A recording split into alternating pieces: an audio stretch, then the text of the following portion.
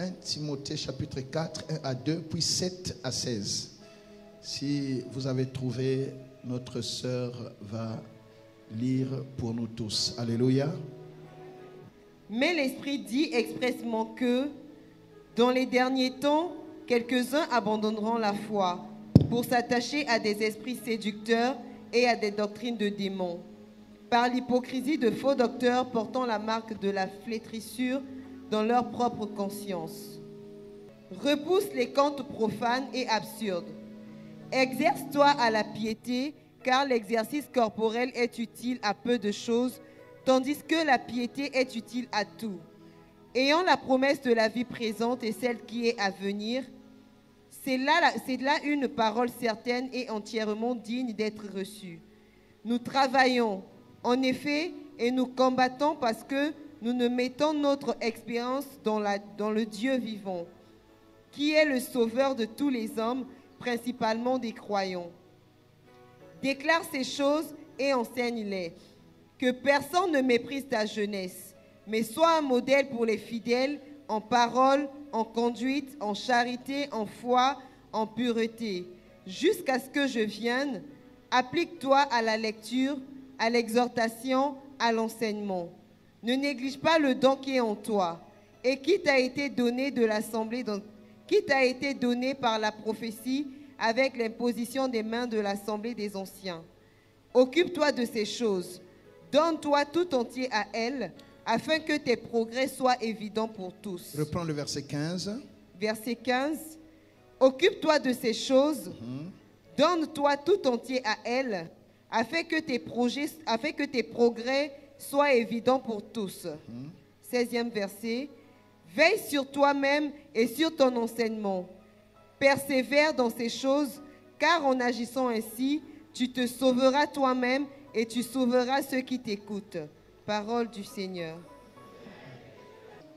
Alléluia. Amen. Alors, le manque de consécration est dû à quoi?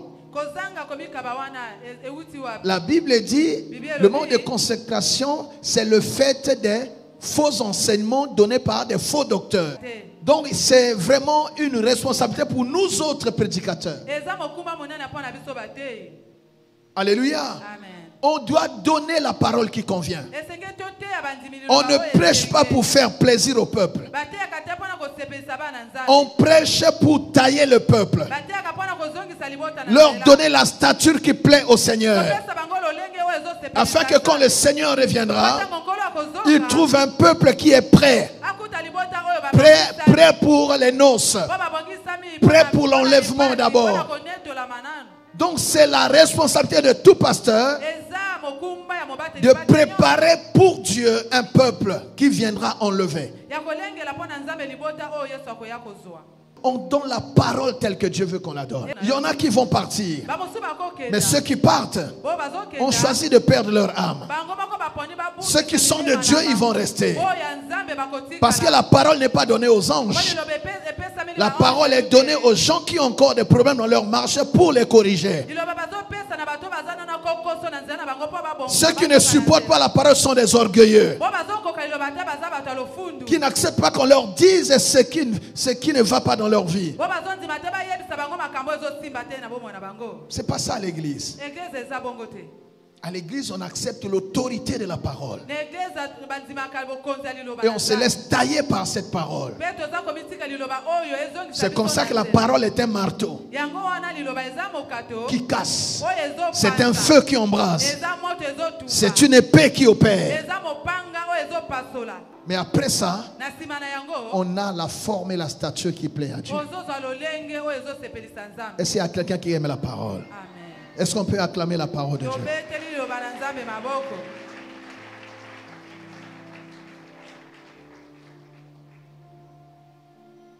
Les faux docteurs. Les gens n'ont pas la foi parce que Christ n'est pas bien prêché. Il a dit, allez enseigner leur tout ce que je vous ai prescrit. Qu'est-ce qui est enseigné aujourd'hui dans les églises?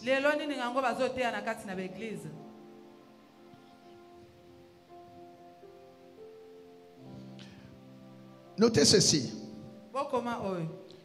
une croyance ou un enseignement sincère, mais basé sur l'erreur, ne peut sauver personne. Un enseignement sincèrement donné, mais qui est basé sur l'erreur, ne peut sauver personne. Même si le pasteur transpire. Quelqu'un m'entend? Amen. Donc il faut faire attention. Il ne faut pas donner ses oreilles à n'importe quoi. Tu auras l'impression, tu penses que tu es en train de suivre Dieu alors que tu t'es déjà égaré. Les faux enseignements conduisent à l'égarement. Les gens sont à l'église, mais ils sont égarés.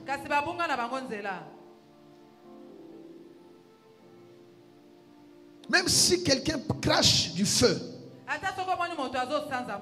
mais s'il n'y a pas Christ, si la parole n'est pas authentique, ne donne pas ton amen et ne donne pas ta tête. On ne vient pas à l'église pour faire plaisir au pasteur ou à un prédicateur. Il s'agit de ta vie et de ton âme. Et on ne joue pas avec son âme. Et c'est quelqu'un dit alléluia. Un enfant de Dieu, né de l'esprit, doit être sélectif. Tu dois prendre et choisir ce qui participe à ton salut et à ton bonheur.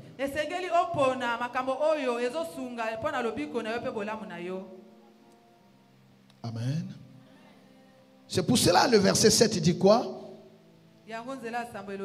Repousse les contes profanes et absurdes. Il faut repousser les contes profanes. Les histoires qu'on raconte comme ça pour faire plaisir aux gens. Repousse ça. Amen. Il faut repousser.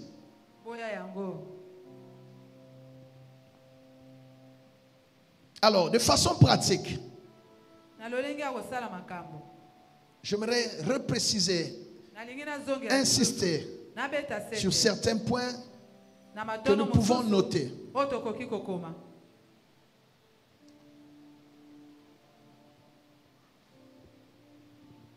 Qu'est-ce qui conduit vraiment à une vie de consécration? Ou comment se consacre-t-on? Quels sont les piliers, les bases d'une consécration efficace? Donc, première chose, c'est ce qu'on a vu dimanche passé, mais je précise juste. Pour une consécration efficace, premier élément, la méditation de la parole de Dieu. Amen. On a vu ça dans Psaume 1, 1 à 3, Josué 1, verset 8. Donc pour une consécration efficace, pour réussir ta consécration, il faut bien méditer la parole. La parole, Dieu est dans sa parole.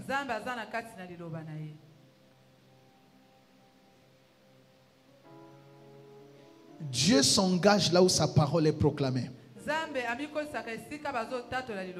Là où on met la foi dans sa parole. Lis un peu Jean 14, verset 23.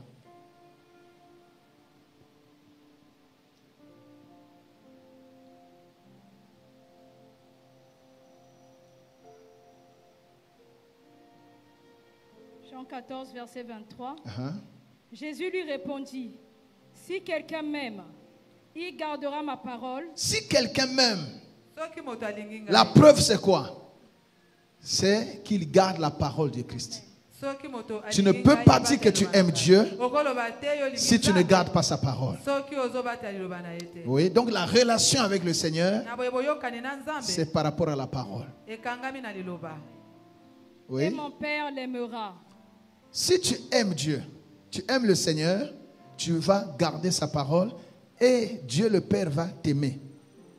Et nous viendrons à lui et nous ferons notre demeure chez lui. Nous viendrons. C'est-à-dire là où on aime Dieu, là où on garde la parole, ce sont les conditions qu'on réunit pour que Dieu le Père et Dieu le Fils, par le Saint-Esprit, viennent habiter en toi. Le Dieu que les autres cherchent, lui va habiter en toi. Il y a des gens qui iront sur les montagnes faire 3 mois sur la montagne. Mais toi, c'est Dieu qui vient vers toi. Et qu'est-ce qui attire Dieu? C'est sa parole dans ton cœur. Quand sa parole est dans ton cœur, tu ne le cherches pas. C'est lui qui te cherche. Je ne sais pas si vous comprenez ça. Ça dit, c'est Dieu qui cherche là où il y a sa parole. Il y a des gens qui cherchent Dieu sans la parole et ils ne le trouveront jamais. Mais ceux qui gardent la parole, c'est Dieu qui vient vers eux, c'est Dieu qui les cherche et pour y établir son trône et son règne. C'est lui qui aime la parole et la garde. Il a Dieu. Et quand tu cherches Dieu, tu ne cherches pas un Dieu qui est au loin, non. Tu réveilles simplement sa mémoire par rapport à sa parole qui est dans ton cœur. Tu lui rappelles ses propres paroles. Tu lui rappelles ses promesses. Et là, Dieu qui est en toi va accomplir la parole qui est en toi que tu as acceptée. Et c'est quelqu'un qui entend cela. Une fois qu'on a compris ça, bien aimé, ça simplifie la relation avec Dieu. Tu ne chercheras pas Dieu au dehors, mais tu vas parfaire la relation avec ton Dieu qui est en toi. Et tu vas faire attention à toi-même parce que tu es l'habitation de Dieu. Alléluia. Amen. Gloire à Dieu. Deuxième chose, donc la base d'une consécration efficace, des prières ferventes. Quand on cherche Dieu, on prie pas comme tout le monde. Amen. On prie comme Jacob, qui a dit, je ne te laisserai pas partir tant que je ne t'ai pas trouvé, tant que tu ne m'as pas béni. On lutte. On veut voir Dieu. On veut voir la situation changer. On prie jusqu'au résultat. On ne fait pas des demi-terrains, demi-mesures, non. Tu sais que Dieu existe. Et tu vas tout faire pour qu'il te réponde. J'ai pas ton amen. Dans les prières ferventes. Et c'est la soif de voir Dieu qui va nous conduire même dans le jeûne. Alléluia. Amen. Qui va nous faire même des retraites de prière. Tellement on veut voir Dieu. Tellement on veut vivre la main de Dieu. On ne se permet plus de distraction. Amen, amen. À ce moment, le jeûne n'est plus comme une pénitence, une corvée, non. C'est un moyen. Un moyen qu'on se donne. Alléluia. Amen. Pour activer notre foi. Nous jeûnons pour notre propre foi. Notre jeûne nous rend audible auprès de Dieu. Notre jeûne nous rend aussi visible. Parce que l'ennemi de l'esprit, c'est la chair. Dans le jeûne, nous laissons la prépondérance à l'esprit. Alléluia. Amen. La parole, les prières, le jeûne et les retraites de prière. Amen, amen, amen. Et quelque chose que j'ajoute, ce qui assoit aussi notre consécration, c'est la pureté, la sanctification.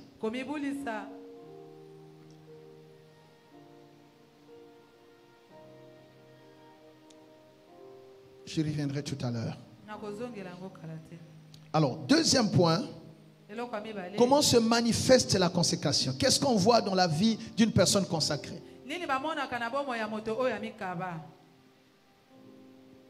Donc, grand 1, les bases d'une consécration efficace, les piliers d'une consécration efficace, ce sont les 3 ou 4 points qu'on a cités. Grand 2, comment se manifeste la consécration? Les manifestations de la consécration. Qu'est-ce qu'on remarque? Premièrement, on remarque que la personne se donne, ça y vit pour Dieu, se donne en sacrifice pour Dieu. Ça y est, je m'abandonne à Dieu. Je vis pour Dieu. Alléluia. Amen. On va lire pour cela Romains 12, verset 1. Dieu n'est pas impressionné par les choses que nous lui donnons si notre cœur n'y va pas avec. Ce n'est pas notre argent qui va corrompre Dieu. Mais c'est le cœur, la qualité du cœur de la personne qui donne, qui intéresse Dieu. Amen, amen, amen. Donc le vrai cadeau, le vrai culte, la vraie offrande, c'est pas ce que nous apportons, mais c'est surtout notre propre cœur, notre propre vie. Si tu appartiens à Dieu, tout ce que tu vas donner à Dieu aura de la valeur. Quelqu'un m'entend? Romains 12, 1. Je vous exhorte donc, frères, par les compassions de Dieu, à offrir vos corps comme un sacrifice vivant. À offrir vos corps plus que votre argent, plus que, je ne sais pas, les cadeaux. À offrir d'abord vos corps. Comme un sacrifice vivant. Un sacrifice vivant. Saint. Agréable à Dieu. Agréable à Dieu. Ce qui sera de votre part un culte raisonnable. Le culte raisonnable, c'est quand nous-mêmes sommes l'offrande. L'holocauste, c'est nous-mêmes. Alléluia. Ce n'est pas les choses qu'on donne d'abord. C'est nous-mêmes. Soit une offrande, soit le sacrifice. Donne-toi à Dieu. Alléluia. Et ça, c'est un culte raisonnable. En fait, ton corps est le temple du Saint-Esprit. Le temple, c'est là où on rend le culte. Alléluia. J'ai déjà enseigné ça ici. En tant que fils de Dieu, il y a ces 3 dimensions de l'adoration en nous. Les 3 éléments qui constituent, ça y est, la plateforme, le système en place, le dispositif qu'il faut pour bien adorer le Seigneur. L'homme, l'enfant de Dieu, représente tout le système. Pour que le culte soit raisonnable, c'est-à-dire que l'adoration, le culte c'est l'adoration en fait. Que le culte soit raisonnable. Toi, enfant de Dieu, tu dois être la plateforme, l'autel. C'est toi l'autel. C'est comme ça qu'on dit que tu es le temple. Parce que ce qui fait le temple, c'est quoi? C'est l'autel. Dès qu'on enlève l'autel, c'est une maison ordinaire. Donc un vrai adorateur est l'autel, là où on pose le sacrifice. Donc tu es toi-même l'autel. Deuxièmement, tu es le sacrifice. C'est écrit. Donc toi-même, tu es l'holocauste. C'est quand tu te donnes toi-même que c'est un culte raisonnable. Si tu donnes tout sauf toi-même, c'est un jeu, c'est pas juste, c'est pas vrai. Tu n'es pas un vrai adorateur. Dans ces temps-ci, le Père cherche ceux qui l'adorent en esprit et en vérité. Et l'adoration en esprit et en vérité, c'est que toi-même tu sois le sacrifice. Et 3e élément, tu es aussi le sacrificateur. C'est toi-même qui offres et tu t'offres à Dieu. Et en cela, le Seigneur a dit, il a fait de nous un royaume, des sacrificateurs pour Dieu. Amen. Donc il faut ces 3 éléments. C'est ça le culte raisonnable. C'est ce culte qui se fait avec et en nous. Et par nous. Avec, en et par nous. Pour Dieu. Alors sois le temple du Seigneur. Sois le sacrifice. Et sois le sacrificateur. Donne-toi tout entier à Dieu. Est-ce qu'on peut acclamer le Seigneur? Deuxième élément qu'on remarque, cette personne-là ne vit plus selon le système de ce monde. Elle ne se conforme plus au siècle présent. Ça, c'est des choses qu'on remarque dans la vie d'une personne consacrée. Est-ce que quelqu'un m'entend? Il ne vit plus suivant le système du monde. C'est comme ça que Paul pouvait dire: si je suis dans le monde, mais je ne suis pas du monde. Je suis dans le monde, je ne suis pas du monde. Je ne marche pas suivant le système du monde. Et Romains 12 verset 2 dit quoi? Ne vous conformez pas au siècle Ne vous conformez pas au siècle présent, mais soyez transformés par le renouvellement de l'intelligence. Transformés par le renouvellement de l'intelligence. Donc c'est une personne transformée. Et ça continue comment? Afin que vous discerniez quelle est la volonté de Dieu. Ce qui est bon, agréable et parfait. Celui qui est consacré, il sait discerner quelle est la volonté de Dieu. Il sait ce qui est bon, ce qui est agréable et ce qui est parfait aux yeux de Dieu, pas aux yeux des hommes. Si c'est aux yeux des hommes, tu te conformes au siècle présent. Et si quelqu'un m'entend? Alléluia.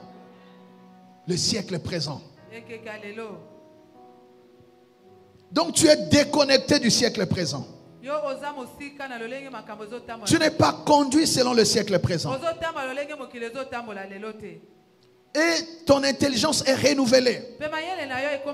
Pourquoi on parle du renouvellement de l'intelligence? L'homme nouveau, c'est l'homme dont l'intelligence est renouvelée. Parce que la Bible dit ceci: l'homme est tel sont ses pensées. Ce qui te fait, ce sont tes pensées, la qualité de tes pensées, la nature de tes pensées. Quelqu'un m'entend? L'homme est ce que sont ses pensées. Si tu es grand, tu es noble, tu es riche, tu es pur dans tes pensées, alors c'est ce que tu es devant Dieu. Est-ce que quelqu'un s'entend? Quelqu'un m'entend? Est-ce que quelqu'un reçoit cette parole? C'est pour cela que David, dans ses temps de consécration, pouvait dire, lis Psaume 51, verset 12 ou 13, je ne sais pas. Il pouvait dire ceci: Père éternel, crée en moi un cœur pur et renouvelle en moi un esprit bien dit, disposé. Le cœur pur et l'esprit bien disposé. C'est le renouvellement de l'intelligence. J'ai pas eu votre amen. Alléluia. Oui, tu as vu ça? Psaume 51, verset 13. Oui. Ne me rejette pas loin de ta face. Verset 12 dit quoi? Oh Dieu, crée en moi un cœur pur. Crée en moi un cœur pur.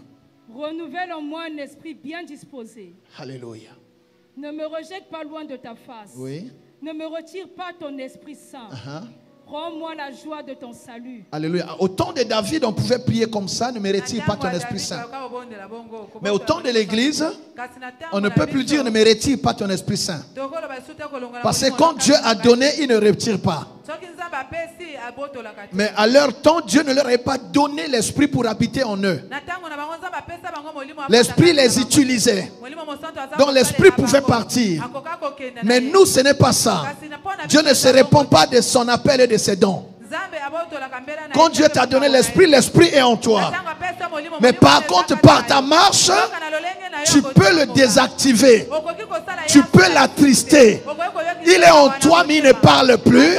Il est en toi mais il ne t'aide plus. Parce que tu l'as ignoré, parce que tu ne l'écoutes pas. C'est comme cela qu'il est écrit.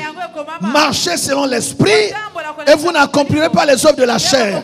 C'est-à-dire la chair est en toi, l'esprit est en toi aussi. Si tu veux réussir, écoute l'esprit au lieu d'écouter la chair. Les deux sont en toi. Mais le choix t'appartient. Soit d'écouter l'esprit et là tu marches dans les voies de Dieu, soit d'écouter ta chair et tu t'éloignes de Dieu. Celui qui se consacre, il écoute la voix de l'esprit.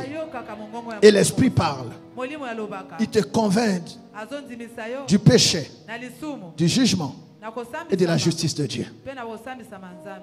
Et il témoigne à ton esprit que tu es enfant de Dieu, que tu ne peux plus marcher comme ceux de ce monde.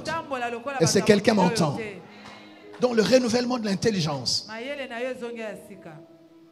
Le renouvellement de l'intelligence. Le diable nous manipule par rapport à nos propres pensées.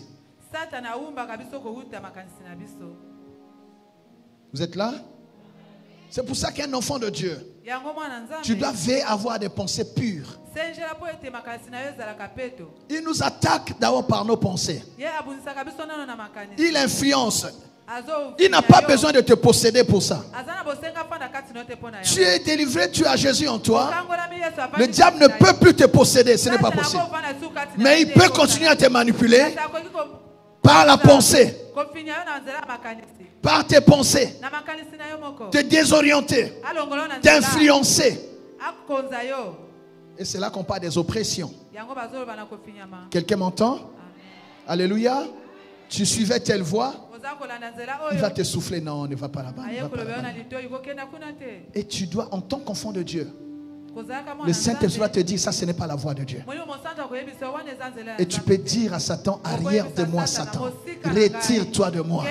Je refuse de t'écouter. Je me soumets à Dieu et je te résiste. Retire-toi de moi Satan. Laisse-moi obéir à Dieu. Est-ce qu'on peut acclamer le Seigneur? Lis 2 Corinthiens 10, versets 4 à 5. 2 Corinthiens 10, 4 à 5. J'aime votre attitude aujourd'hui. Je veux vraiment que ça entre. 2 Corinthiens 10, 4 à 5, rapidement. 2 Corinthiens 10, 4 à 5. Car les armes avec lesquelles nous combattons ne sont pas charnelles, mais elles sont puissantes par la vertu de Dieu, pour renverser des forteresses. Renverser les forteresses. Les armes de Dieu, les armes spirituelles. Souvent nous les utilisons seulement contre les démons. Mais nous allons voir ici qu'avant de s'attaquer aux démons, il y a un premier ennemi qu'il faut combattre. Nous renversons les raisonnements. Nous renversons les raisonnements. Vas-y. Et toute auteur qui s'élève contre la connaissance tout auteur qui s'élève contre la connaissance de Dieu. Et nous amenons toute pensée captive. Toute pensée captive à l'obéissance de Christ. Alléluia. Alors, je vous explique une chose. Tout n'est pas le fait des démons.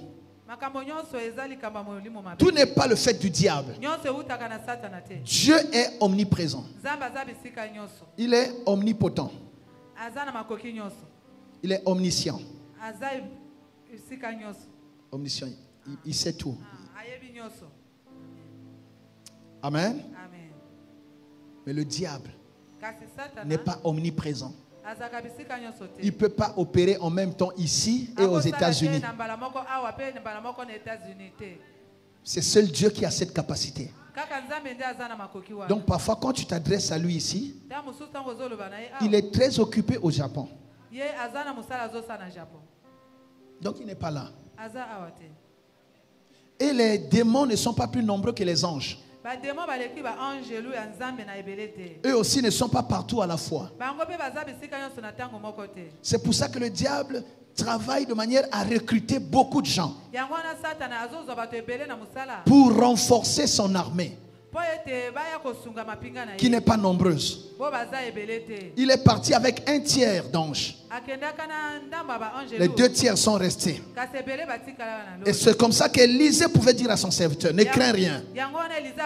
Parce que ceux qui sont avec nous sont plus nombreux que ceux qui sont dans leur camp.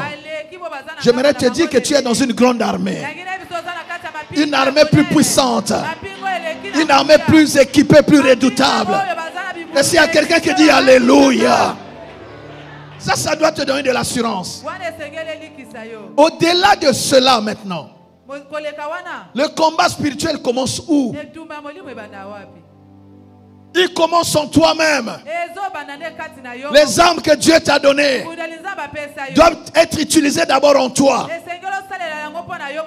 Il y a tes propres pensées qui sont un problème.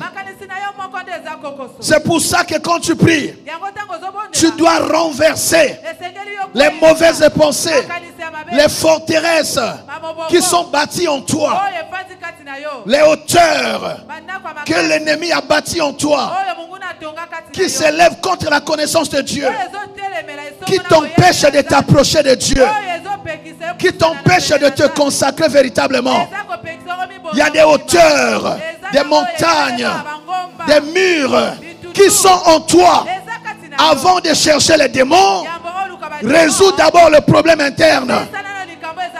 Arrive d'abord à vaincre l'homme fort qui est en toi-même, qui te donne les mauvaises pensées, qui est dans les forteresses, qui produit les faux raisonnements. Quand on parle des choses de Dieu, il y a les faux raisonnements qui montent. Ça c'est en toi. Tu dois vaincre ça. Le doute est en toi. Tu dois vaincre le doute. Quelqu'un m'a pas dit un bon amen. Le premier ennemi, c'est en toi-même. Il y a un homme fort qui est en toi, que tu dois renverser. Renverse les forteresses qui sont en toi. Renverse les raisonnements qui sont en toi. Aplanis cette hauteur qui t'empêche de te consacrer. Et ramène tes pensées.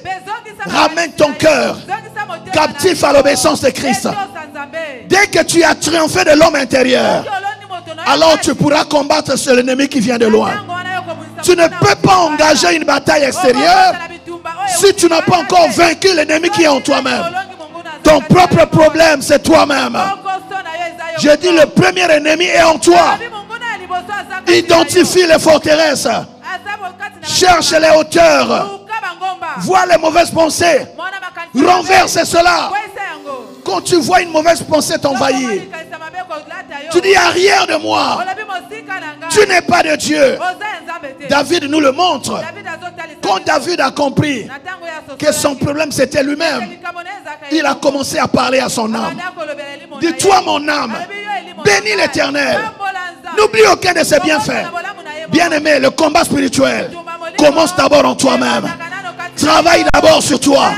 Les armes de Dieu nettoient d'abord la maison. Quand Jésus entre à Jérusalem, il ne s'est pas attaqué à n'importe qui. Il s'est d'abord attaqué à ceux qui étaient dans le temple. Qu'est-ce qui est en toi? Qu'est-ce que l'ennemi a réussi à ériger en toi? Nettoie d'abord ton cœur. Purifie tes pensées. Dieu travaille avec ceux qui ont un cœur pur. Et c'est quelqu'un entend cela. Et c'est quelqu'un entend cela. Tout n'est pas le fait du diable. Il y a aussi tes propres faiblesses. Il y a aussi ta propre irresponsabilité. Tu ne sais pas prendre des décisions. Tu ne sais pas dire non. Tu ne sais pas t'arrêter. La Bible dit, à tes résolutions répondra le succès. Un chrétien consacré, c'est celui qui sait faire des choix. Tu ne peux pas marcher avec tout le monde. Même Dieu n'est pas comme ça. Tu ne peux pas être plus bon que Dieu. Tu ne peux pas manger à toutes les tables, ma soeur. Mon frère, il y a des choix à faire. Celui qui veut s'approcher de Dieu aura des choix à faire. La consécration va se manifester par ta façon de te déconnecter du monde. Déconnecter du monde. Alléluia. Amen. Alléluia. Tu vois? Ne pas se conformer au siècle présent. C'est en fait le fait d'être mort pour ce qui est du monde. Mourir à soi. Quelqu'un m'entend?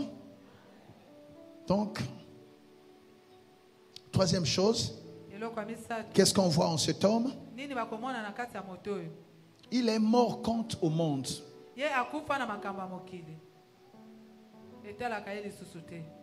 Comme Jésus est mort pour nos péchés, il est revenu à la vie afin de vivre pour Dieu. Nous aussi, la Bible dit, nous devons considérer que nous sommes morts par nos offenses et nous sommes revenus à la vie pour vivre pour Dieu en Christ. Romains 6, 10 à 11. Mourir à soi. Celui qui est mort à soi, qu'est-ce qu'on remarque en lui? Comment la consécration se manifeste en lui? Il mène une vie de renoncement. Il renonce aux œuvres infructueuses, des ténèbres. Il renonce à cela. Vous savez, même dans la délivrance, il y a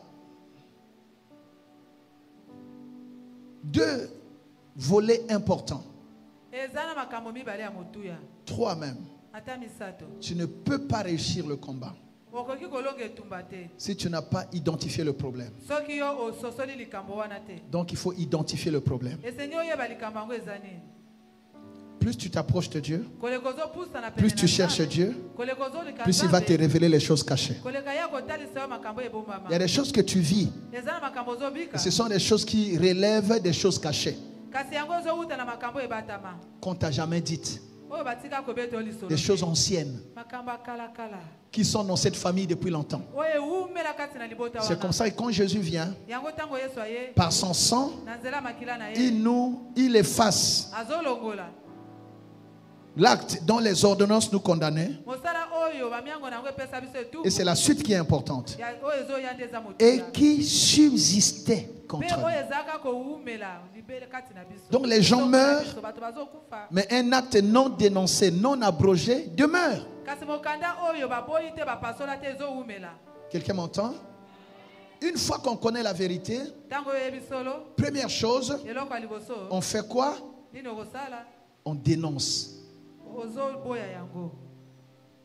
On dénonce les actes. Les actes signés sont en accord. Ne doivent pas s'appliquer à ta vie. Tu dois refuser ça.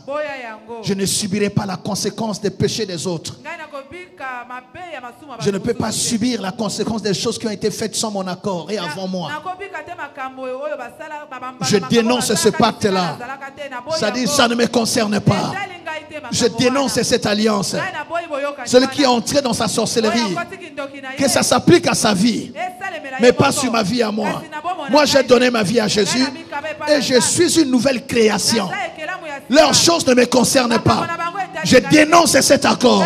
Je dénonce ce pacte qui a consacré la vente de ma famille, le sacrifice de ma famille. S'il y a un acte qui a été pris et qui a vendu toute la famille, moi, je suis né de nouveau. Je suis une nouvelle création. Ça ne me concerne pas. Je dénonce cet acte-là. Ça ne peut plus s'appliquer sur moi, ni sur mes enfants. Je refuse ça. Alléluia. Une fois que tu as dénoncé, ça dit tu remets en question cet accord-là. Les deux parties ne sont plus d'accord. Donc on dénonce l'accord. Je ne me reconnais pas dans cet accord-là. Une fois que tu as dénoncé, tu fais quoi maintenant? Tu renonces aux effets de cet accord. Tu cherches tous les articles, toutes les dispositions de ce texte-là. Tu refuses leur application sur ta vie. Tu renonces maintenant à ça. Un, tu dénonces. Et deux, tu renonces. Et c'est là que tu vas vivre la délivrance. Est-ce que quelqu'un entend cela? Jésus nous a déjà rachetés. Mais si tu n'es pas conscient de ton héritage, le diable va profiter de ton ignorance et continuer à te garder captif. Quelqu'un m'entend? Alléluia. C'est comme cela qu'il est écrit. Vous connaîtrez la vérité et c'est la vérité qui vous affranchira. Quand tu connais tes droits, tu ne peux pas permettre à n'importe qui de s'asseoir sur tes droits. Ça ne correspond pas à ce que Jésus a fait pour moi à la croix. Ça ne fait pas partie de l'héritage qui m'a été promis. Ça ne peut pas continuer dans ma vie. Ça, c'est un jeu du diable. C'est pas ce que Dieu m'a dit. Je dis non à cela. Et là, tu te lèves dans le combat spirituel en t'appuyant sur ce que Dieu t'a dit. Et ce que Dieu t'a dit, c'est quoi? C'est tout est accompli. C'est ce qu'il a fait pour toi à la croix. Est-ce qu'on peut acclamer le Seigneur? Alors, donc, en dehors de ce renoncement, on renonce aussi aux œuvres mortes.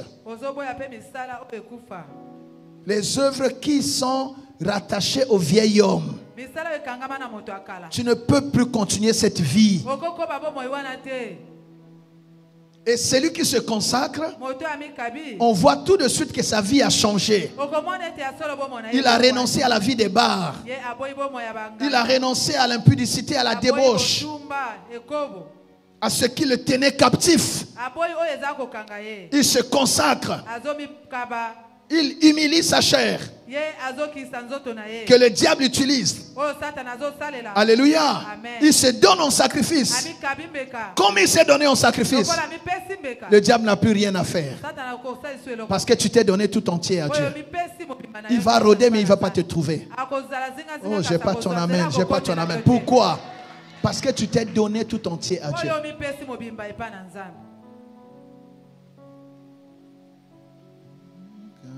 Tinama bokonayo naye komi boma sembolalo bokonayo nabo moinanga kolo Yesu Yesu yonkolo nanga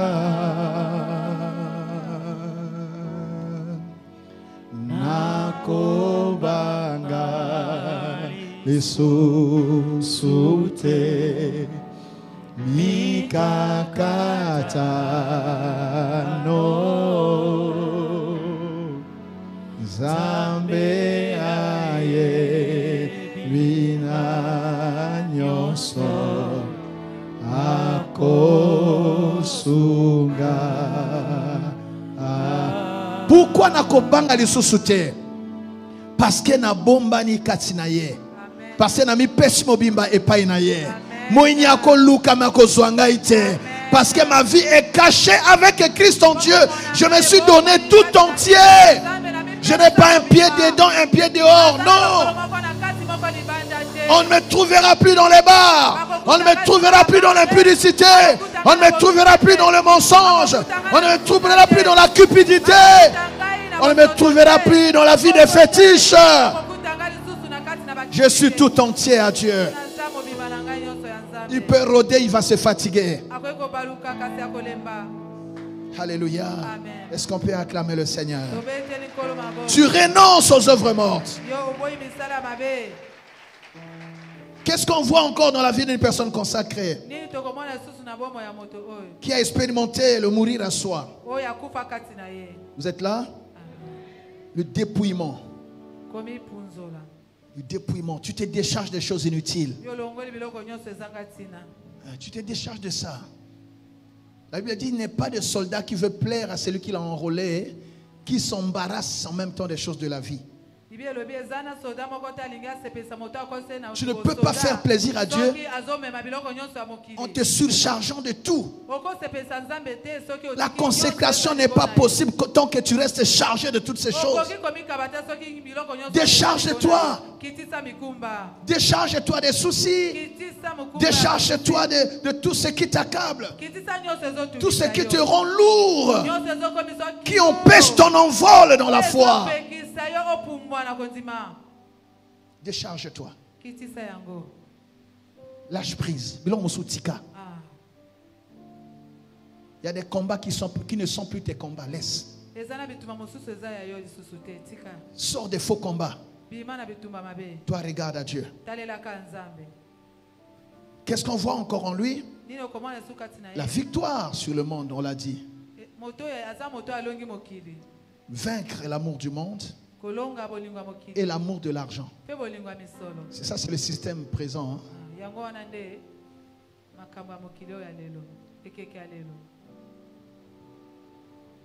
Ça, c'est le siècle présent.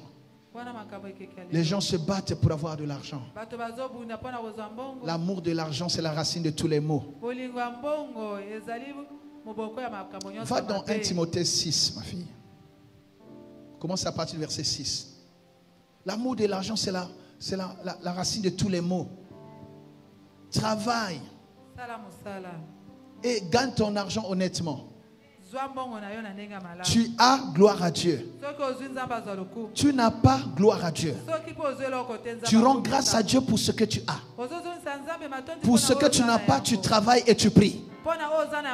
Dieu fait chaque chose bonne en son temps. Tu vaux plus que l'argent. Ne vends pas ton âme à cause de l'argent. Tu vaux plus que le travail.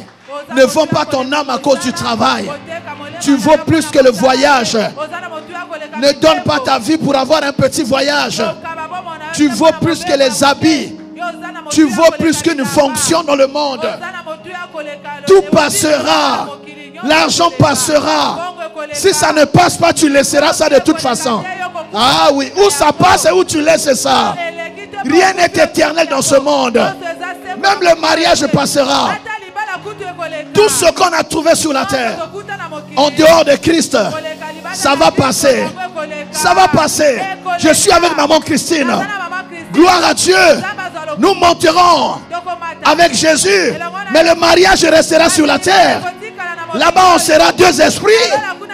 Alléluia. Tout passera. Même quand on a dit je t'aime éternellement, c'est pour la terre. Mais dès qu'on est monté avec lui, tout va rester.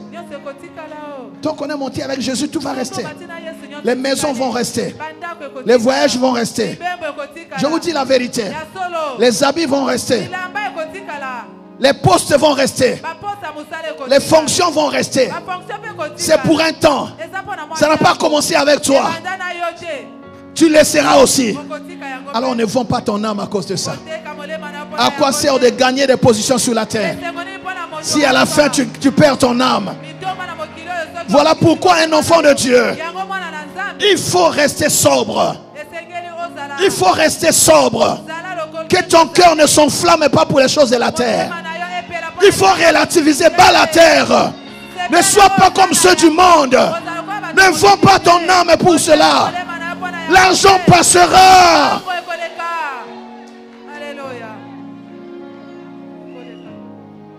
Toutes tes années de consécration, tu vas sacrifier ça, s'aborder ça, parce qu'on t'a promis un voyage, parce qu'on t'a promis une fonction, parce qu'on t'a promis une parcelle, parce qu'on t'a promis un mariage. C'est quoi le mariage si tu as raté Jésus? C'est quoi l'argent si tu n'as pas Jésus? C'est quoi la maison si tu n'as pas Jésus? Sois en paix. L'argent, oui, mais pas sans Jésus. Sans Jésus, je ne prends pas. Je n'échange pas mon âme avec les choses de la terre. Bien-aimé, tu as du prix aux yeux de Dieu. L'argent n'a pas suffi. Si l'argent avait suffi, Jésus ne serait pas mort à la croix. Tu vaux plus que l'argent. Alors ne te vends pas moins cher. Tu as été racheté par le sang de Jésus. On ne peut pas te revendre par de l'argent. Quel solde? Hein? Solde. Ba solde ya milimu ezalaka.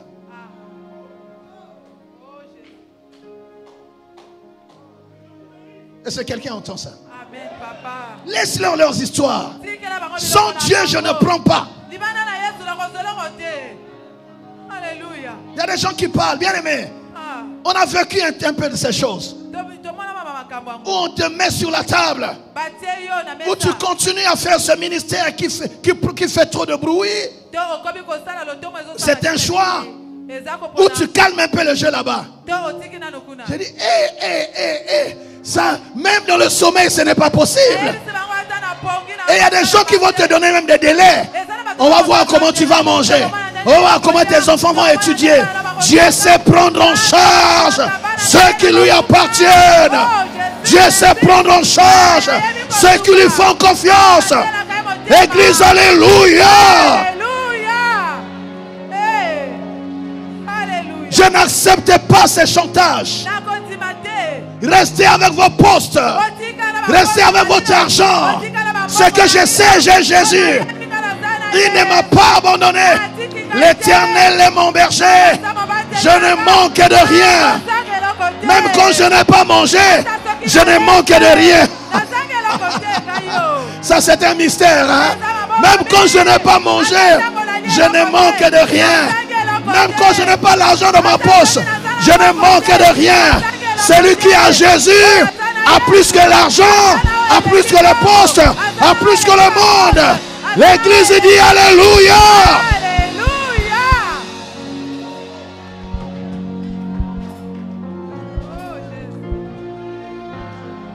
Sois en paix, ma soeur, mon frère. Que ton cœur ne se trouble pas. Dieu fait chaque chose bonne en son temps. Si tu n'as pas vu le matin, qui t'a dit que Dieu est fatigué? Il y a des gens qui se réjouissent le matin, papa. Il y en a d'autres qui font la fête à midi. Il y en a le soir, d'autres encore le lendemain. Mais ce que je sais, Dieu ne t'a pas abandonné. Dieu n'est pas fatigué de venir. Acclame ceux qui réussissent. Mais ton tour arrive. Les bontés de l'Éternel ne sont pas épuisées. Ses compassions ne sont pas à leur terme. Zambenanga, il les renouvelle. Nous prions un Dieu de renouvellement. Dieu va renouveler la provision. Dieu va renouveler. Dieu va renouveler. Dieu va renouveler. Ne tournez pas de regards inquiets. Dieu n'a pas fini. Les réserves de Dieu ne sont pas épuisées. Mais Dieu fait chaque chose bonne en son temps. Alors que ton cœur ne se trouble point. Est-ce qu'on peut acclamer le Seigneur?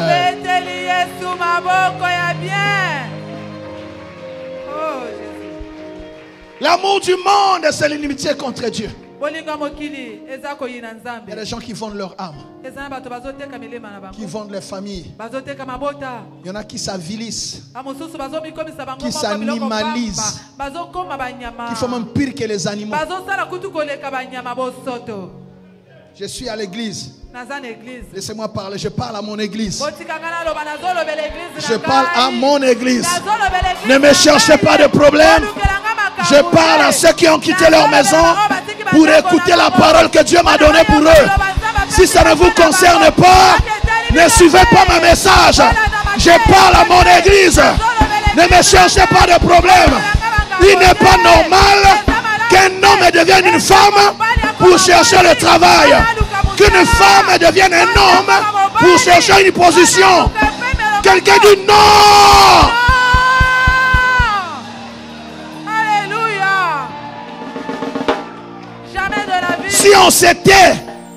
Si on s'était, c'est la compromission. C'est un mensonge.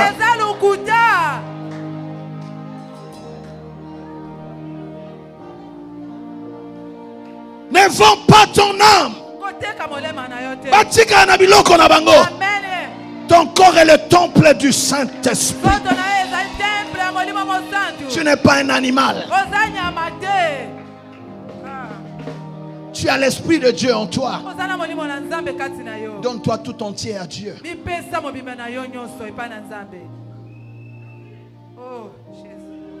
Celui qui est consacré, son corps est sacré.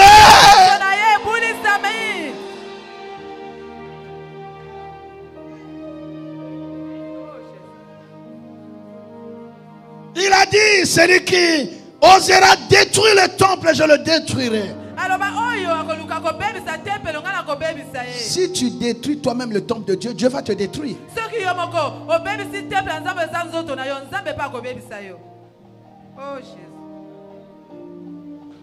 Ah oui? Le Seigneur dit ceci, que Dieu peut, pour sauver l'âme, il détruit le corps. Il y a des gens qui meurent, ce n'est pas le diable. C'est Dieu qui sauve l'âme pour enlever au diable la possibilité d'utiliser ce corps-là qui a été donné à Dieu. Pourquoi mourrais-tu avant le temps? Pourquoi voudrais-tu partir avant le temps? Dieu n'a pas fini avec toi. Alors garde le temple de Dieu propre. Nous acclamons le Seigneur. Veuillez vous asseoir. Veuillez vous asseoir.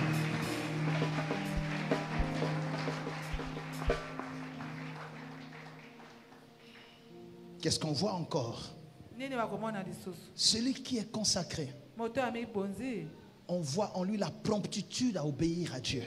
Il obéit à Dieu promptement. Il ne discute pas. Il recherche la volonté de Dieu. Et il obéit tout de suite. Bien aimé, la consécration fait qu'il y a certains cas où tu ne luttes plus avec le péché. Tu domines déjà sur ce péché-là. Par la consécration, ton corps ne réagit plus à leurs choses. Quelqu'un m'entend? Il faut que tu arrives à ce niveau-là. Où tu as la maîtrise de soi. Tu sais te contenir. La chair ne te dicte plus sa loi. C'est possible. Ceux qui cherchent Dieu, ils arrivent à ce niveau-là. Il est de ma responsabilité de donner la parole de Dieu qui vous aide à attendre le retour de Jésus avec assurance.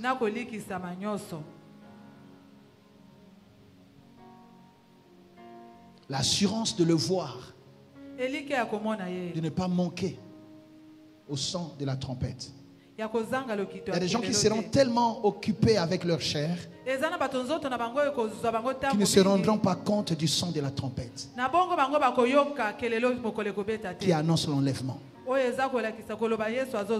Ils seront tellement ivres de leur chair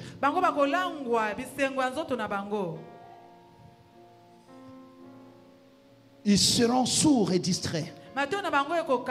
Et quand ils se réveilleront, les autres ne sont plus là. Et toutes ces années de consécration. Tu ne peux pas faire la comédie sur toi-même.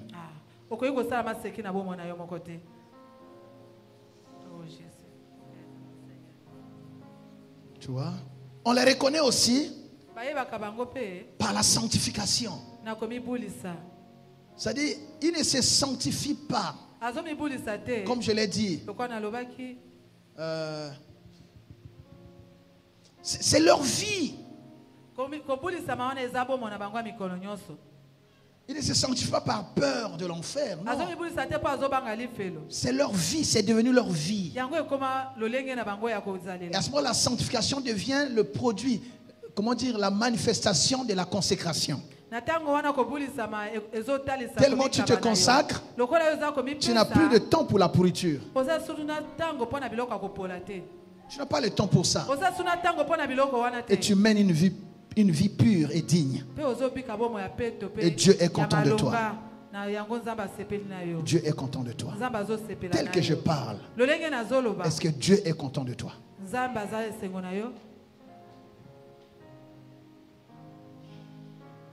Je peux ne pas voir. Mais Dieu, la Bible dit, celui qui veille sur Israël.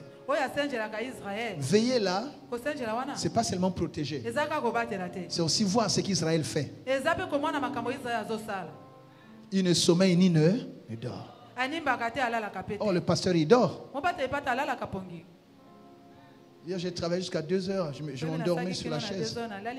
Ça, c'est les limites de l'homme. Mais Dieu, il ne sommeille ni ne dort. Il voit, il sait. Même quand tu n'as pas fait, mais c'est dans ton cœur, il voit déjà. Tu vas jouer avec quelqu'un comme ça? Qu'est-ce qu'on reconnaît encore? Le brisement. Cette personne est brisée. Comme Jacob, qui s'est consacré toute la nuit. Dit, je ne te laisse pas partir. Je veux te voir. Et ça a débouché à quoi? Le matin, il était brisé.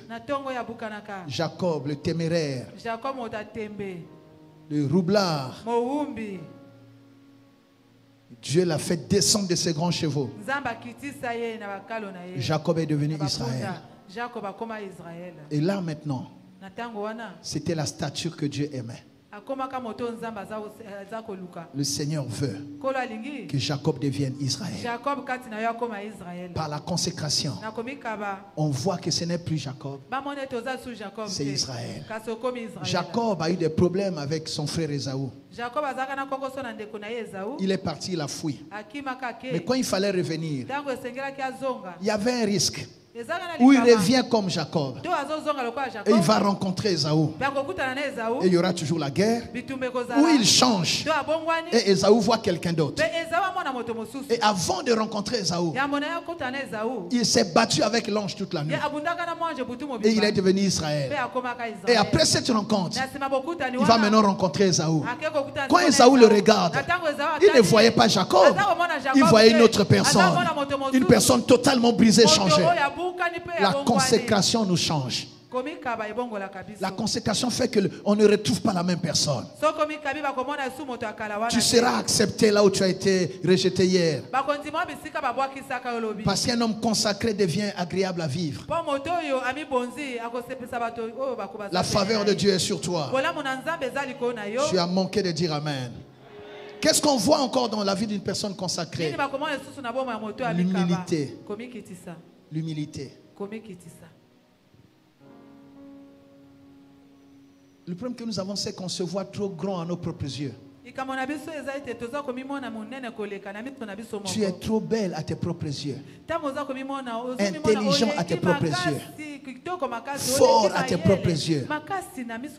Et ça t'empêche de remarquer parfois la grâce que Dieu a placée dans les autres. Un orgueilleux est aveugle sur le potentiel que Dieu a placé sur ceux qui l'entourent. Tu penses que tu es le centre de la terre alors que tu as besoin des personnes qui sont à tes côtés que tu ignores. L'humilité, c'est la caractéristique des consacrés. Tu ne peux pas dire que tu es consacré et tu restes orgueilleux, c'est pas possible. Qu'est-ce qu'on voit encore? Une foi ferme. Ceux qui sont consacrés, on les reconnaît aussi par la fermeté de leur foi. Ils restent debout même quand il y a des vents et des tempêtes.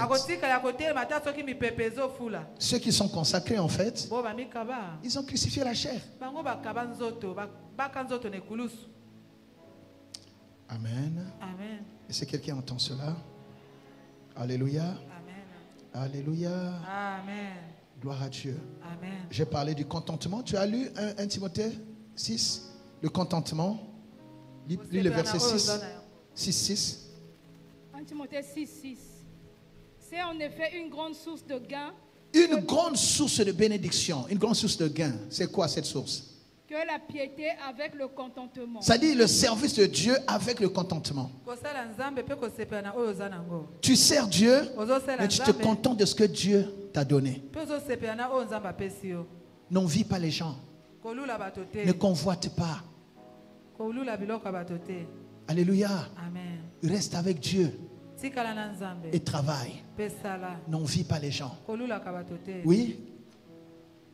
Car nous n'avons rien apporté dans le monde. Oui. Et il est évident que nous n'en pouvons rien emporter. Continue. Si donc nous avons la nourriture et le vêtement, cela nous suffira. Si tu as le minimum, cela te suffit. Le reste, Dieu va te donner. Mais ça dépend de l'état de ton cœur. Oui. Mais ceux qui veulent s'enrichir, ceux qui se battent pour s'enrichir, tombent dans la tentation. Tombe dans la tentation, dans le piège et dans beaucoup de désirs insensés et pernicieux qui plongent les hommes dans la ruine et la perdition. Ça conduit dans la ruine et la perdition. Je dois à tout prix avoir ça, par tous les moyens. Même en sacrifiant ma dignité chrétienne. Car l'amour de l'argent est une racine de tous les maux. Et quelques-uns, en étant possédés, se sont égarés loin de la foi. En étant possédés. Quelques-uns en? Et quelques-uns, en étant possédés, oui, se sont égarés loin de la foi. Tu vois? Donc l'amour de l'argent peut t'égarer de la foi. T'éloigner de la foi. Tellement tu cherches l'argent et tu oublies de chercher Jésus. Ça t'éloigne de ton salut. Pierre a dit, à qui irions-nous encore? C'est toi qui as les paroles de la vie. Alors pour terminer, troisièmement maintenant, pour terminer, quelles sont les bénédictions ou les bénéfices de la consécration? On a vu les bases d'une consécration efficace. Comment la consécration se manifeste. Comment savoir qu'une personne est consacrée. On voit tout ce qu'on a lu ici. Hein? Cette personne est brisée, humble, voilà, n'est pas là dans les choses du monde, tout ça. Voilà. Alors maintenant, quelles sont les bénédictions que Dieu donne à ceux qui se consacrent? Première bénédiction, la connaissance de Dieu, la connaissance de Christ. Ça, c'est la première bénédiction. Ceux qui se consacrent, ils vont connaître Dieu. Ça, ils vivent la gloire de Dieu, la présence de Dieu. Ils vont être au contact de l'amour de Dieu, de la lumière qu'est Dieu. Tu vas découvrir Dieu. Bien aimé, ce n'est pas la même chose pour tout le monde. Une personne qui a rencontré, qui a vécu Dieu, ce n'est pas la même prière qu'il va faire.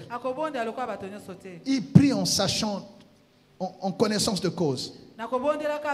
Tu sais de quoi tu parles quand tu pries parce que tu as vu. J'ai pas ton amen. Il y a un temps où on doit te parler de Dieu. Il doit arriver un temps où tu dois vivre Dieu.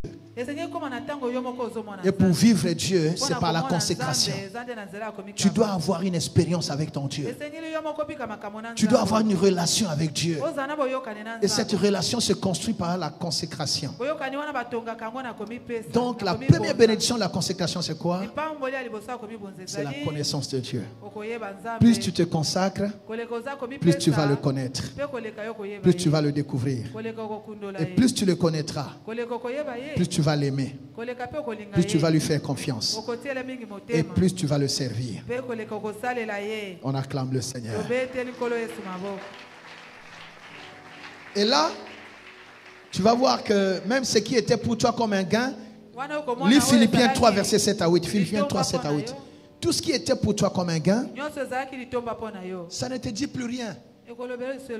Parce que tu as trouvé bien meilleur.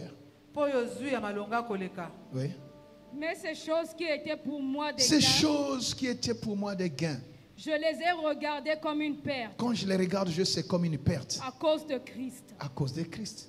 Et même je regarde toutes choses comme une perte À cause de l'excellence de la connaissance de Jésus-Christ, mon Sauveur. À cause de la connaissance, l'excellence de la connaissance, je vois tout cela comme une perte aujourd'hui. Cherche à connaître Dieu. C'est la plus grande bénédiction. Quand tu connais Dieu, tu n'es plus une personne ordinaire. Quelqu'un m'entend? Alléluia. Dis Seigneur, je veux te connaître. Job 42, verset 5 dit, mon oreille avait entendu parler de toi, mais aujourd'hui mes yeux t'ont vu. Que Dieu t'accorde une expérience avec lui. Que tu vives Dieu ces jours-ci. Je dis que tu vives Dieu ces jours-ci. La consécration permet de vivre Dieu. Donne-moi un bon amen. Deuxième chose, deuxième bénédiction, que la consécration, c'est la connaissance de soi. C'est en s'approchant de Dieu que tu vas mieux te connaître. Que tu vas connaître ton appel. Que tu vas connaître ta mission. Que tu vas connaître ton mandat. Tu vas connaître aussi ton identité. C'est la lumière de la gloire de Dieu qui va éclairer toutes tes ténèbres.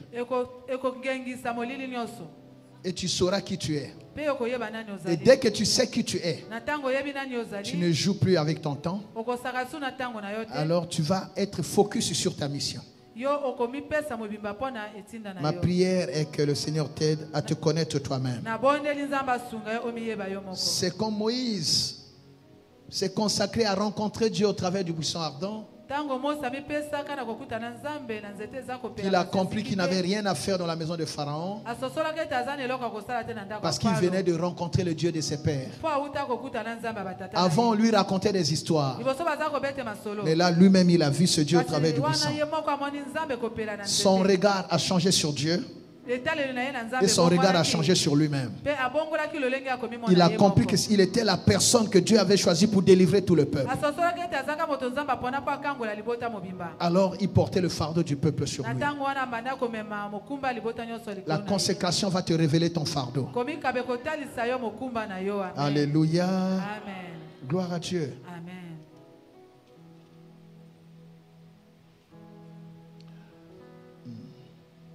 Troisième chose, la consécration nous fait échapper à la tentation.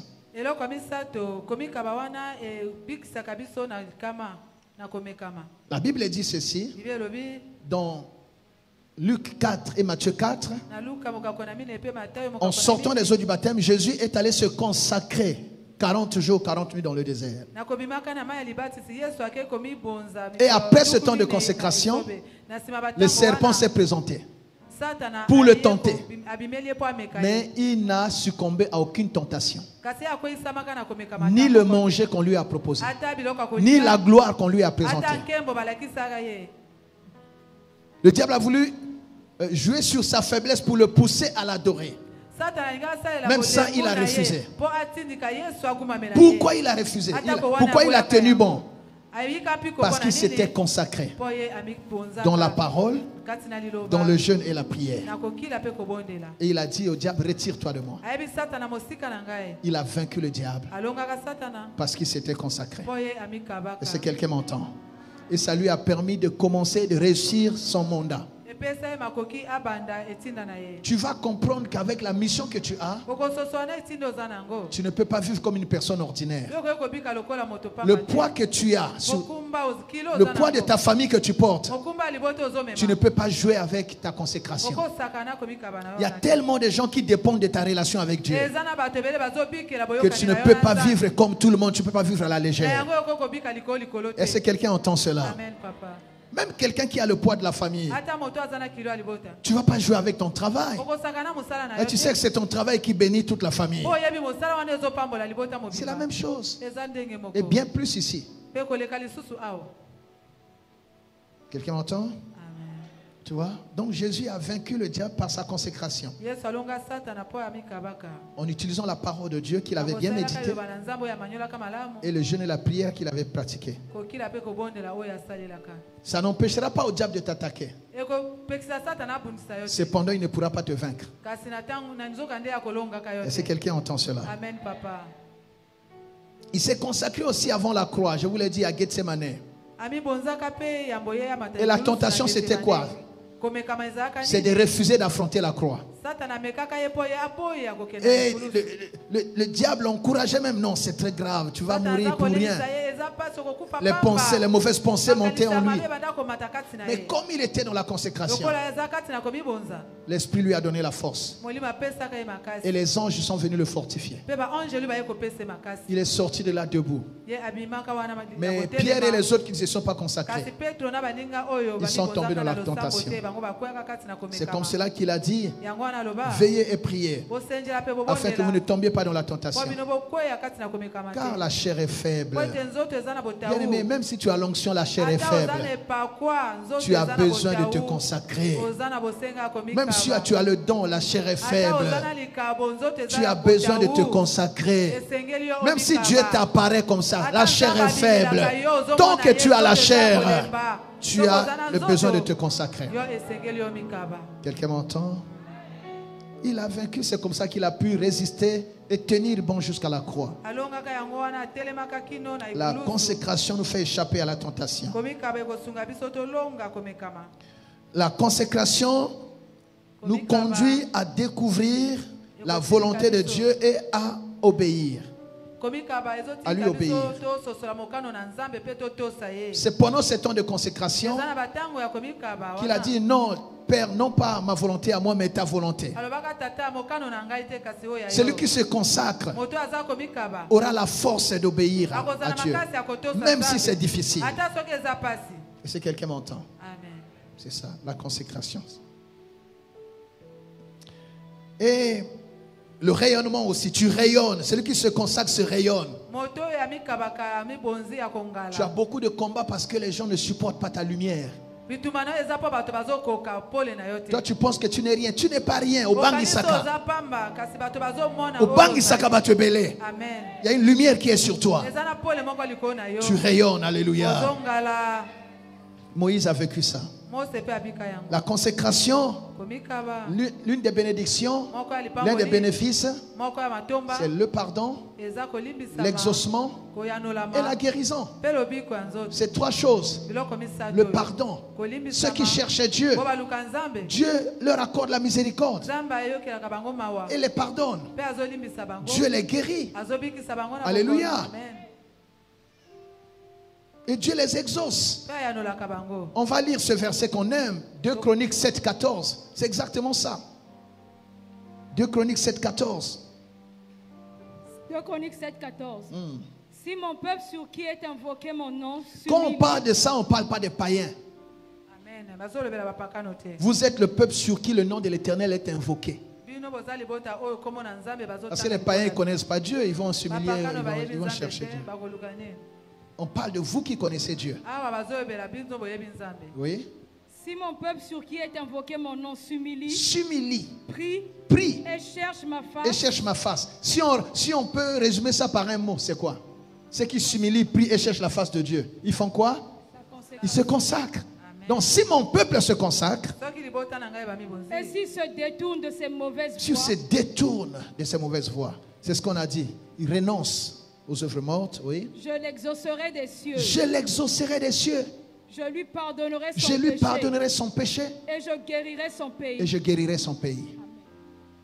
L'exaucement, le pardon et la guérison. C'est ce que Dieu donne à ceux qui se consacrent. Toi aussi tu peux le vivre. Nous acclamons le Seigneur.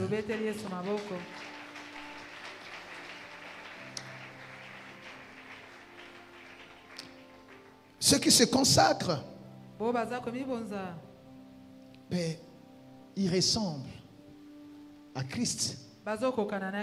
Ils vivent à l'image de Christ. 2 Corinthiens 3, 18. 2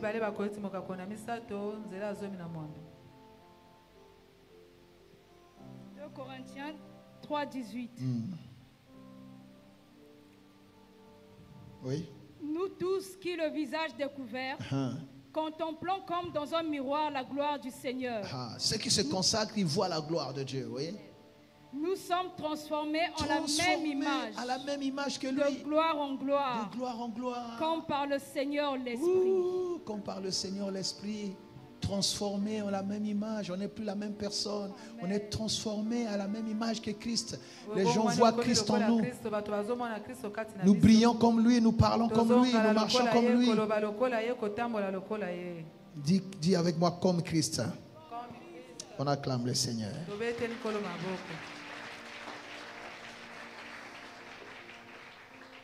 Tu vois? Et dernière chose vraiment. Ceux qui se consacrent ou consacrent à Dieu, ils vont vivre le remplacement. Ceux qui se consacrent et consacrent à Dieu ou pour Dieu, ils ne perdent pas. Ils vivent le remplacement. Lis 1 Samuel 1:11.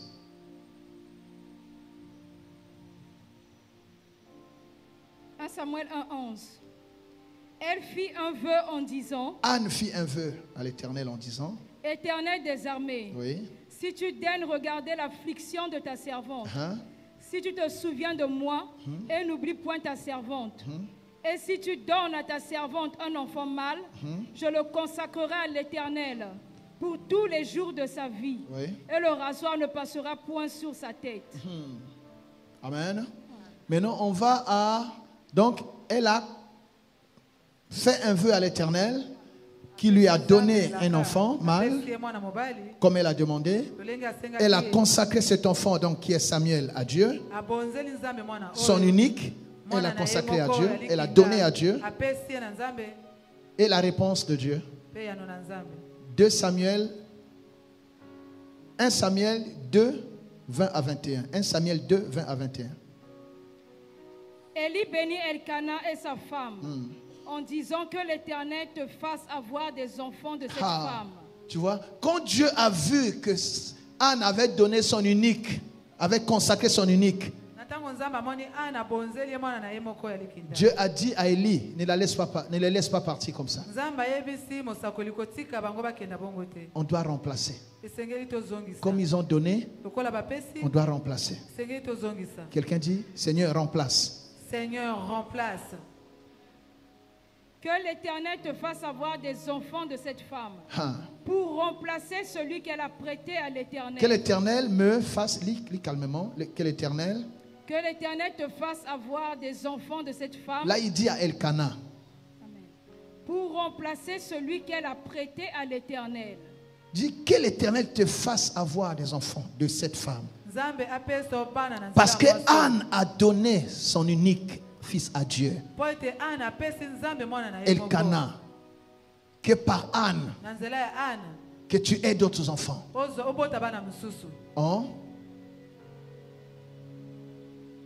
Que l'Éternel te fasse avoir des enfants de cette femme pour remplacer celui qu'elle a prêté à l'Éternel. Et ils sont retournés chez eux. Alléluia. Amen. Dieu remplace ce que nous lui donnons. Continue. Comment il a remplacé? Continue. Lorsque l'Éternel eut visité Anne, elle devint enceinte. Anne devint enceinte. Ça, c'est le remplacement qui commence. Vas-y. Et elle enfanta 3 fils et 2 filles.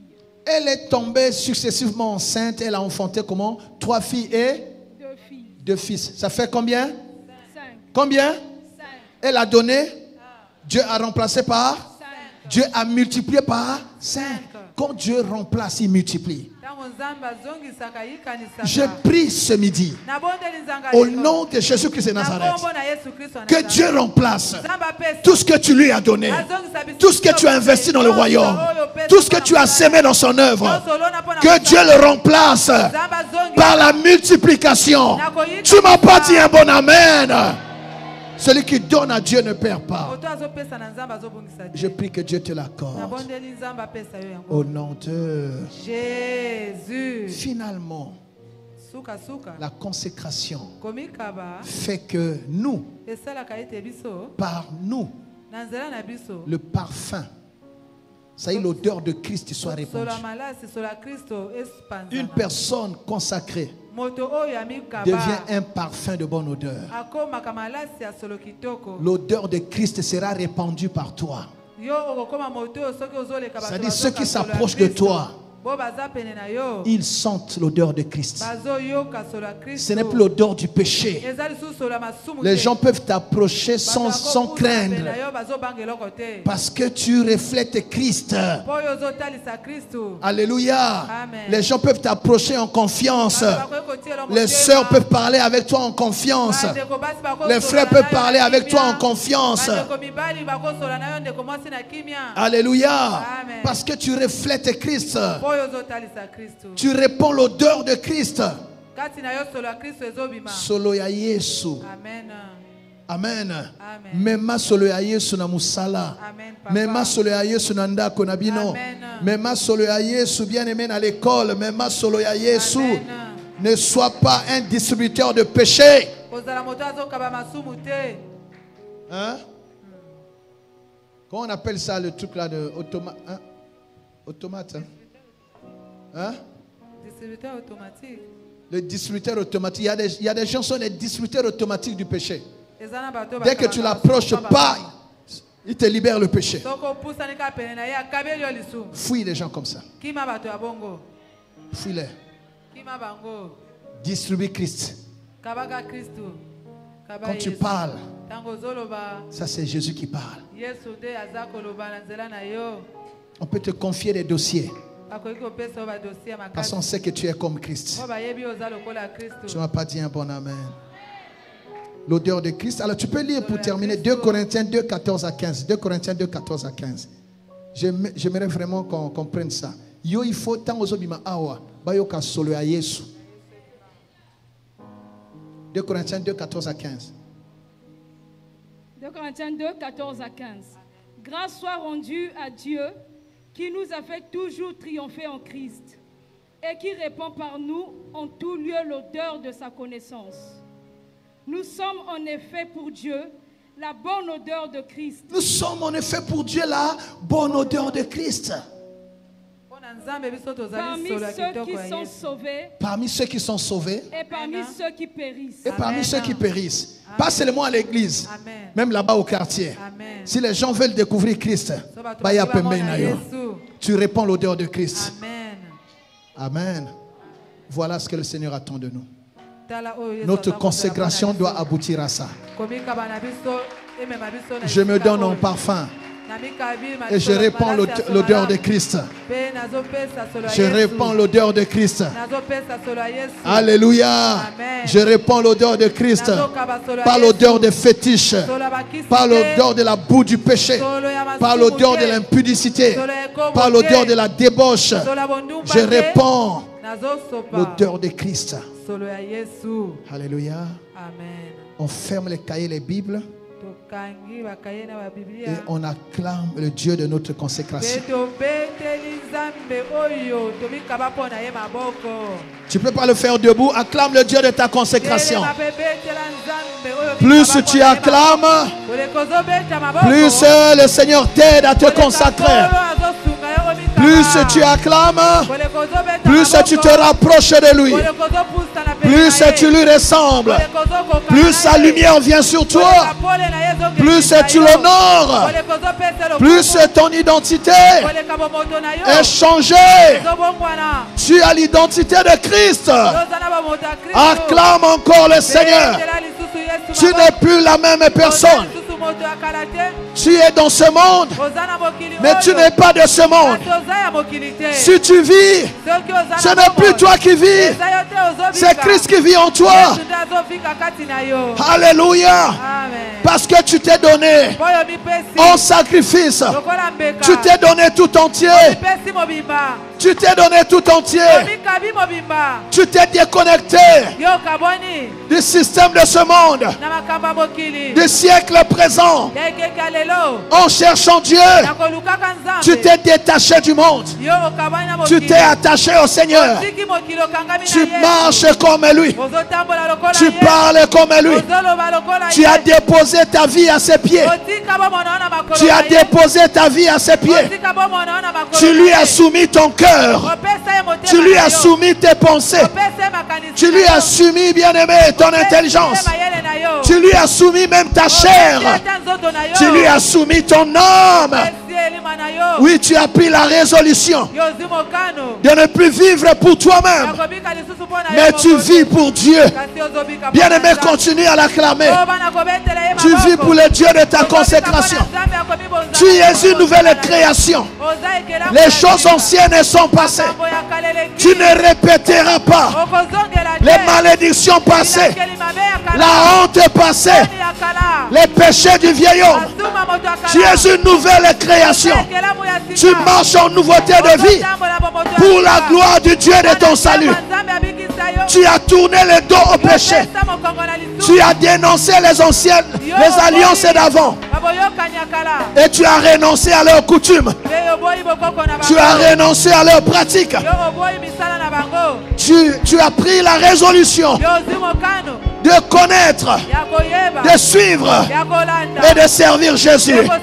Bien-aimé, acclame ce Jésus. Ta vie ne sera plus jamais la même. Tu t'es déchargé. Tu t'es dépouillé de toutes ces choses qui t'empêchaient de te consacrer. Et tu as renversé toutes les hauteurs qui t'empêchaient de connaître Dieu. Tu as renversé les forteresses. Quand tu acclames, les forteresses sont renversées. Les forteresses sont renversées. Tu n'es plus prisonnier de la chair. Tu n'es plus dans la servitude du péché. Tu as connu la vérité. Et la vérité t'a affranchi. Tu es libre du péché. Tu n'es plus esclave de la chair. L'ennemi ne peut plus te manipuler. Bien-aimé, tu acclames et tu parles. Tu acclames et tu parles. Et tu ramènes maintenant toute pensée captive à l'obéissance de Christ. Tu renverses les raisonnements. Tu as pris la résolution d'obéir à Dieu. Au nom de Jésus, tu es une nouvelle création afin de pratiquer les bonnes œuvres que Dieu t'a préparées d'avance. Ta vie va étonner beaucoup de gens. Tu ne vivras plus dans la médiocrité. Tu ne seras plus dans la boue du péché. Ton corps est le temple du Saint-Esprit, le sanctuaire de Dieu. Tu es pur pour Dieu. Tu es propre pour Dieu. Tu n'es plus esclave du péché. Tu n'es plus esclave des désirs de la chair. Tu appartiens à Dieu. Tu te donnes tout entier à lui. Tu réussiras ta marche chrétienne. Tu n'échoueras pas dans la foi. Tu ne rétrograderas pas. Tu ne vivras pas l'apostasie. Toi, tu gardes la foi parce que tu reçois la bonne parole. Et Jésus est avec toi. Jésus est avec toi. Chaque jour, tu connais l'amour de Dieu. Tu témoignes la fidélité de Dieu. Tu témoignes la bonté de Dieu. Jésus-Christ est Seigneur. Personne ne te séparera de l'amour de Dieu. Ni homme ni ange. Ni la séduction de ce monde. Personne ne te séparera de l'amour de Dieu. Pour Dieu, tu vas vivre. Pour Dieu, tu vas te consacrer. Tu as tourné le dos au péché et au monde. Même l'argent ne peut pas te corrompre. Même les fonctions ne peuvent pas te corrompre. À qui irions-nous encore? Au nom de Jésus. Oh mon Dieu. Oh mon Dieu.